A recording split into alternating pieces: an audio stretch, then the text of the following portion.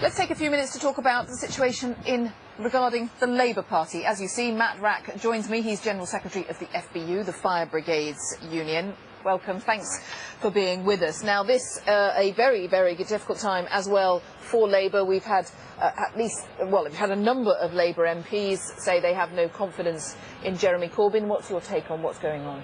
Well, I don't think those Labour MPs ever had confidence in Jeremy Corbyn, but Jeremy Corbyn won an overwhelming mandate from Labour members and supporters last year, and I think has the support of the Labour Party and the trade union movements who are affiliated to the Labour Party. So I think the talk over the weekend is a little bit silly, to be honest. But it is members of the party who are saying it, though, and you know that the argument is that Jeremy Corbyn wasn't strong enough, definitive enough when he campaigned for Britain to remain part of the EU, and that is why we saw the vote that we did. Well, it's interesting that Margaret Hodge is one of those, and in her own constituency she clearly hasn't been able to convince her own constituents to vote for a Remain position. So it's a little bit bizarre. I think what we saw with the referendum is the result of decades of neglect of many parts of the country, deindustrialisation, the loss of jobs and the concerns, and a complete disengagement with the political establishment over there. Actually, Jeremy Corbyn ties in far better with people on that level than many establishment politicians such as Margaret Hodge and Anne Coffey. And so in those areas where people did, as you say, in big numbers vote to leave the EU, was that about, are you saying that vote was about a general malaise, a general dissatisfaction? Perhaps people weren't voting purely on the topic of the EU. I think it's about a lot of aspects. I think there are areas of the country that have been deindustrialised, where there used to be secure jobs that have been lost, where communities are devastated in the aftermath of the loss of the mining industry, for example, and have never recovered.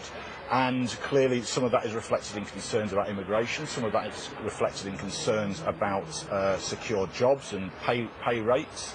These issues have been neglected by the political establishment for 30 years, and inevitably some have sort of see the EU as the prime focus of that. I think it's far wider than debates about the EU, and there is a clear disconnect with mainstream politics among many people, and it's completely understandable. I think what the Labour Party has to do is to get out and re-engage with those communities. If there's been a loss of confidence and trust and engagement, we need to get out and talk to people.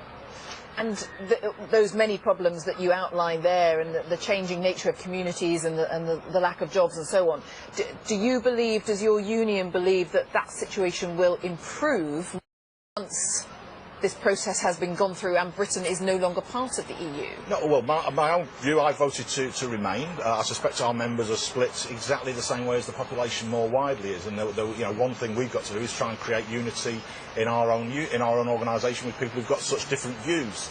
I don't think this will solve anything. I think we're heading into very turbulent waters. One thing I would say is that people have voted.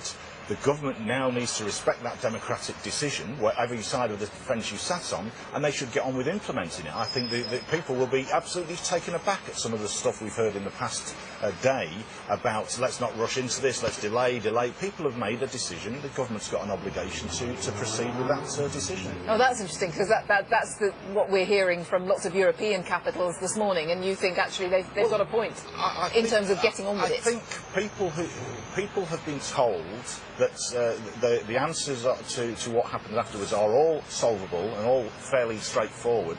I think we find out they're not so straightforward, but there is a clear mandate from the British people to move towards exit, and the government should get on with doing that.